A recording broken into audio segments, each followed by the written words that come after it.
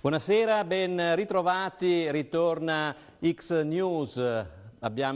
Siamo ripartiti con il palinsesto. X News inaugura questa nuova stagione autunnale dei talk show. Questa sera iniziamo con il governatore del Veneto, Luca Zaia, che saluto. Buonasera. Per essere qui questa sera a inaugurare questo nuovo ciclo. Un incontro con il governatore per fare un po' il punto di questi 6 mesi e per capire effettivamente quello che è stato fatto in questa prima parte della legislatura. Si ricorda, governatore, era il 13 aprile, tra l'altro abbiamo proprio qui in questi studi sottoscritto, firmato questo contratto con i Veneti, avevamo messo anche delle scadenze, una di queste era proprio a 6 mesi dall'elezione e in quel contratto c'era scritto che entro i 6 mesi, insomma, sarebbe dovuto essere fatto il regolamento del Consiglio regionale, che mi pare fino a questo momento non sia stato ancora fatto.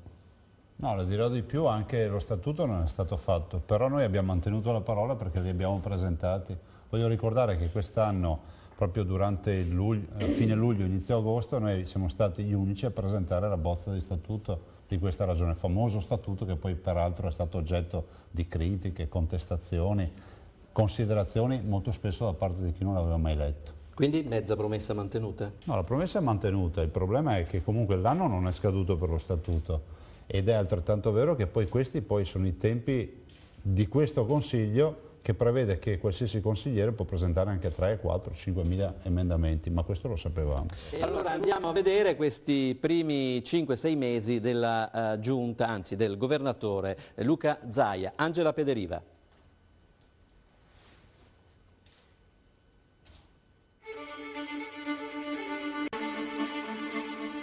Questi è Monsignore il Dose, se ve piace. Ecco, nella lingua della Serenissima, la formula con cui il nuovo principe veniva presentato al popolo. Serenissimo principe, sua serenità dux. In questo suo primo mezzo anno di regno, per Luca Zaia sono stati più volte rispolverati i titoli riservati all'antico istituto ducale veneziano ed in effetti dall'incoronazione d'inizio primavera all'incontro col patriarca di fine estate, di rimandi al doge ne sono riecheggiati parecchi in questi 6 mesi, fin dalla consultazione elettorale di marzo, in cui le balote estratte dall'urna decretano un consenso plebiscitario per il Golden Boy del Carroccio.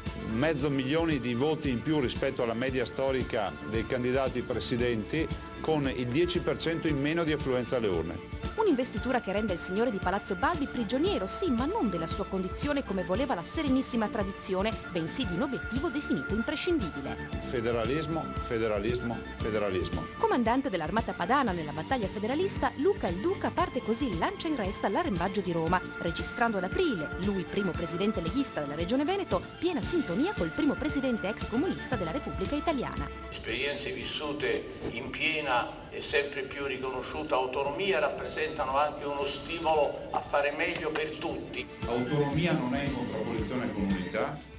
Vogliamo ricordare che la Costituzione lo dice con chiarezza. È su queste basi che lo slogan elettorale "Prima i Veneti" si trasforma in una sorta di mantra amministrativo e più la formula viene ripetuta, più il dibattito si infiamma, costando all'assertore del modello a geometria variabile sull'esempio della Catalogna la presa di distanza del vicegovernatore catalano Josep Luis Carod de Rovira, che nelle settimane successive liquiderà così il progetto di Orgoglio Veneto. Per noi l'identità nazionale è un'altra cosa. Nel frattempo però Zaia tira dritto, al punto da firmare in diretta TV, proprio nello studio di X News, il patto per il federalismo con i Veneti. Una firma qui, Zaia, su questi punti, poi tra 6 mesi riverifichiamo. Dove? La mettiamo qua sotto. Ma i tempi sono duri. Maggio sembra riservare al governatore solo delusioni e polemiche. Il Ministero della Salute richiama ufficialmente la Regione, da sempre fiera della propria virtù in materia di sanità, a coprire un disavanzo da 24 milioni di euro. Solo una sarda avvelenata minimizza il pur nominato commissario ad acta, ma nel frattempo di nuovo dal centro dell'impero arriva un altro smacco per la periferia del Veneto. Cercherò di trascinare il Presidente Berlusconi nella parte giusta. L'impegno del mentore Umberto Bossi, fatto arrivare apposta in laguna, si rivela inutile. Roma vince la sfida con Venezia per le Olimpiadi del 2020 e di lì a pochi giorni la bocciatura di Cortina d'Ampezzo per i mondiali di sci, fortemente sponsorizzata negli uffici regionali, porta la capogruppo del Partito Democratico Laura Puppato a dare a Zaia dello iettatore. Canta che ti passa, recita l'adagio, e allora a giugno, pur di spegnere al più presto quello che definisce un incendio di polemiche innescato da falsità, ovvero il suo presunto Nietta, l'esecuzione dell'inno d'Italia, l'inaugurazione di una scuola, il leghista prova a intonare l'opera di Mameli.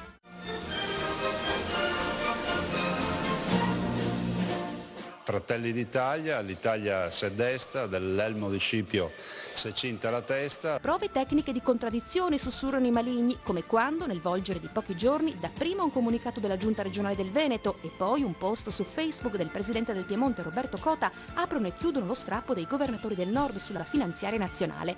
A luglio i primi 40 anni della regione vengono celebrati con lutto al braccio da parte dei consiglieri di opposizione, in gramaglie per l'uccisione dell'istituzione locale perpetrata dai tagli decisi dal governo centrale. Sull'onda del malcontento generale perciò, ad agosto il presidente della Giunta Veneta nomina un gruppo di saggi per il federalismo, giuristi incaricati di elaborare la piattaforma per la contrattazione fra Venezia e Roma, impresa ardua ma affascinante secondo l'avvocato Massimo Malvestio. Ci riusciremo, non ci riusciremo, il fatto stesso di averci provato è già secondo me una cosa significativa. E così l'indice di popolarità torna ad alzarsi, complice anche la dichiarazione che firma l'equivalenza, cara la pancia dell'elettorato, Zaia uguale Sarkozy. D'accordo con questa linea di rigore nei confronti dei Rom. Un sì politico dunque alle espulsioni degli immigrati nulla facenti ancorché comunitari, e in questo nessuno scontro con la Chiesa, anzi a settembre il leghista riceve in pompa magna il cardinale Angelo Scola, al quale offre un dono che farà discutere.